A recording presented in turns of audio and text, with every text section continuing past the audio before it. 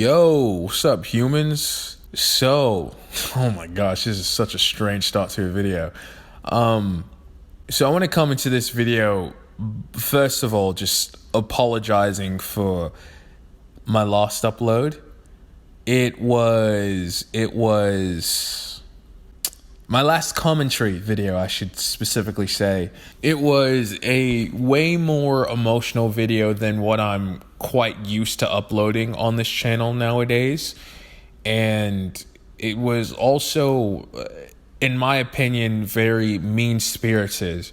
And it's been maybe a week or so, or a couple days since I first recorded that video. And I'm coming out of class this evening, and it was on my mind all day, just thinking like, damn, I kind of messed up, didn't I?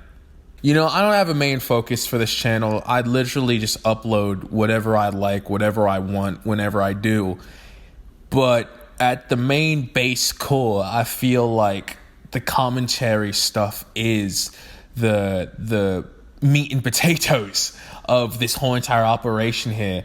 I mean, that's kind of what I arc the channel around. If the other videos were kind of just filler, the commentary videos I treat as the main story. And one thing, and I talked about this, well, I didn't talk about this, I haven't touched on this, and I don't want to ever touch on this because I would literally go on a full rant, and I could talk your head off about how social media has changed since 2020 and how, in my opinion, it's just gone absolutely downhill, and it's gone into the reason why I don't use it as much. But I consider myself a commentary channel, and one thing is that I don't watch other commentary channels. And the reason being is that they are always overly negative. You know, that's what wins the internet. You're never going to see, oh, this is something that I liked. Oh, I love this video game. Oh, I love this thing that this person is doing. Look at every commentary channel. Look at their titles. It's always, this is the worst thing ever. This is the worst human being to ever exist. Oh my God, you won't believe what just happened. This scumbag is doing this thing, and this is why you'll hate. Look, I can't stand it. It's just negativity upon negativity, and it's something that I actively try not to participate in. I don't give two shits about what the fuck goes on the internet. Yo, this one guy on the internet did I don't know that nigga. Fuck him. Yo, did you hear what this and that did? Bro, I don't care. Are they paying my bills? No. Then they can fuck right up.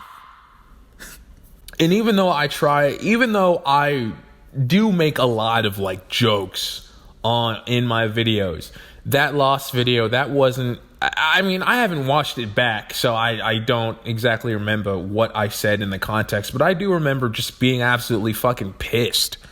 I mean, I remember being fucking angry. I was just full of emotions, and I said things that weren't jokes, and it just made me feel like, damn, am I about to make like groups of people feel bad about themselves? And even though I'm a very strong component of, yo, don't let internet people get to you. They don't know your life. They don't know who you are. They are random people, and they're random people that they just don't matter at all. This internet stuff does not matter at all.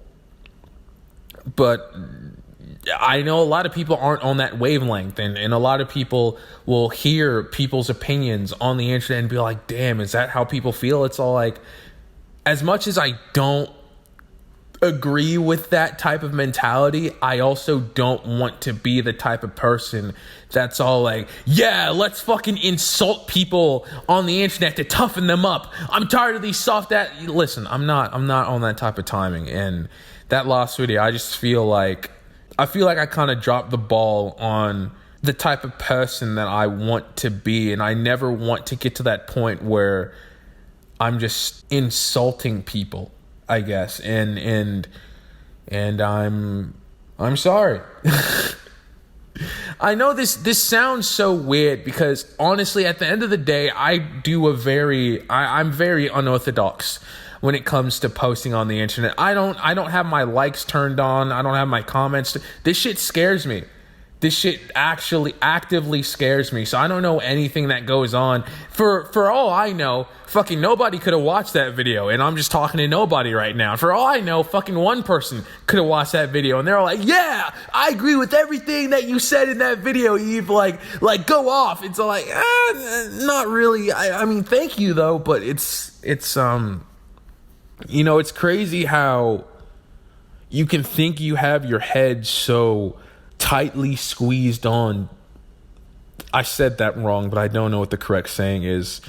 But it's like this one crack and you just kind of lose your head. Like, I have an issue, and I think that issue is the future and being scared of the unknown. And I've known that I have not ever cared for my life since the age of 7. But the issues that I faced at 7 aren't the issues that I face now at 22. The issues that I face at 22 aren't the issues that I face at 18. They aren't the issues that I faced at 10, at 14, at even 15. But yet and still, I just never cared for the safety of my own life or life in general. And I've always kind of wanted to end it early. And those feelings have just come rampantly in this past couple weeks. I mean, it would literally be usually it would probably be like a month to month basis. And it would probably only be there for like a few days or a week, and then I would be good. But it's like now it comes like every other day. And it's just gotten so scary. And I'm just all like, I was not dealing with the issues that I face now and at 7, but yet I still felt the same way. I was not dealing with the same things at 7 that I was dealing with at 14, yet I still feel the same exact way. And I'm like, what is wrong with me? And I think I have an issue with not being able to control and know where my future is headed. And I always have a negative outlook on everything. When I filmed that video, I felt very isolated. I felt very alone. And that is such a different sort of feeling, is being surrounded by so many people and feeling like an outcast, but not even in the sense like you're getting bullied, but it's like you're surrounded by a whole sea of people and they're all in this one sort of tune in their own little world, and you just want to be a part of it, but you're just inherently locked out. And I felt like, oh, this is my life now. I'm just going to be this sort of weirdo that is alone. And that is quickly changed. As much as I wanted to give up on that first day, I did try to give up on that first day. I kept talking to people. I kept having interactions. Some that aren't so great, but you don't win every sort of battle that you have. It's kind of fucked that trying to have a conversation is considered a battle now, but I've met some people that at least to my knowledge of shortly talking to them, they seem pretty cool. And I would not have ever gotten to know them if I did not put in the effort to do so and open up. It reminds me a bit of Persona 4. If you don't mind, if you don't mind me just rambling, it reminds me of Persona 4, and I talked about that. This was the basis of that whole Persona 4 video.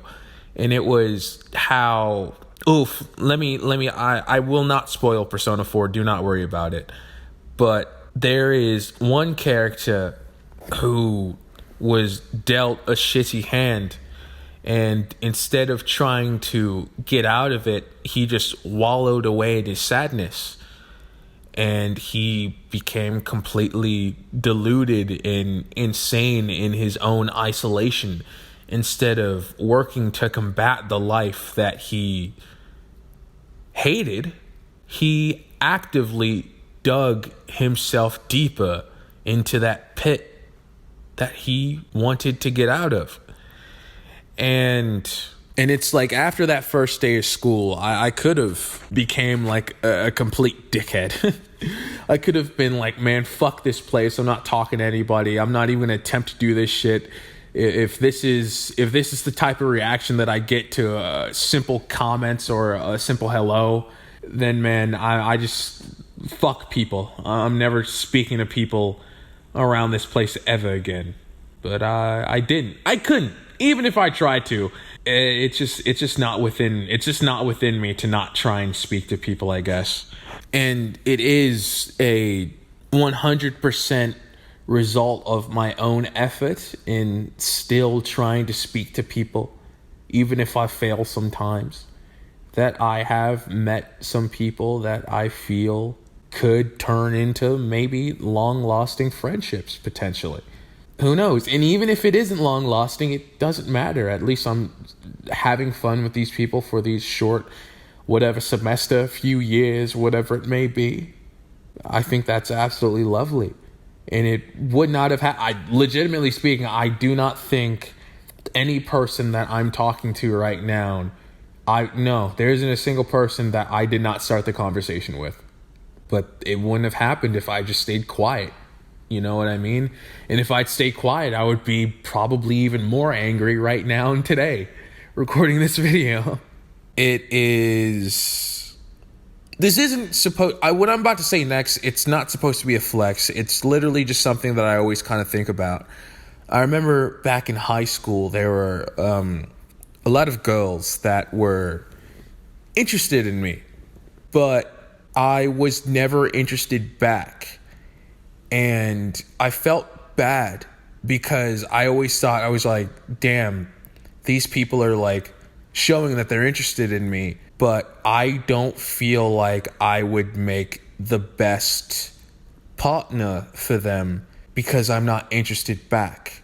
But I appreciate that they are taking their time to show that they're interested in me. And I know that if they do not shut down and take my sort of soft rejection as a failure on their part, and they go out and actually find a person that they are attracted to that likes them back, they will have the best relationship ever.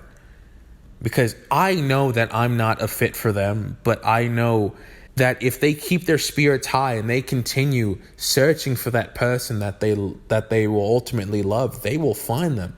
I know that was a bit long-winded, but it's something that's always been on my mind. I'm just all like, damn, I know there were a couple girls that liked me, but I wasn't interested back, but I hope they found somebody that did like them back, because they were absolutely lovely, excellent people. They just weren't for me, I guess. Effort and perseverance are the words I believe I'm trying to look for. The future has always been a thing I was scared of since my childhood. I know that adult life was always something I was massively scared of. I did not have an excellent childhood. I did not have the worst childhood, but I was not the most happy during my childhood. And I mean, you grow up, you hear people talk about, these are going to be the best years of your life.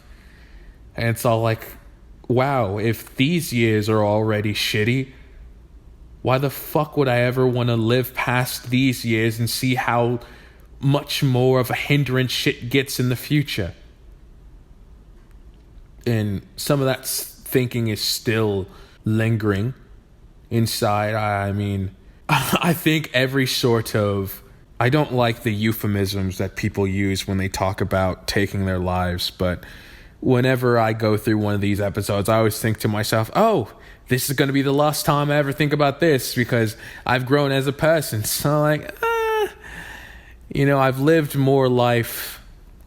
I've lived, I only have 6 years of living where I have not hated being here.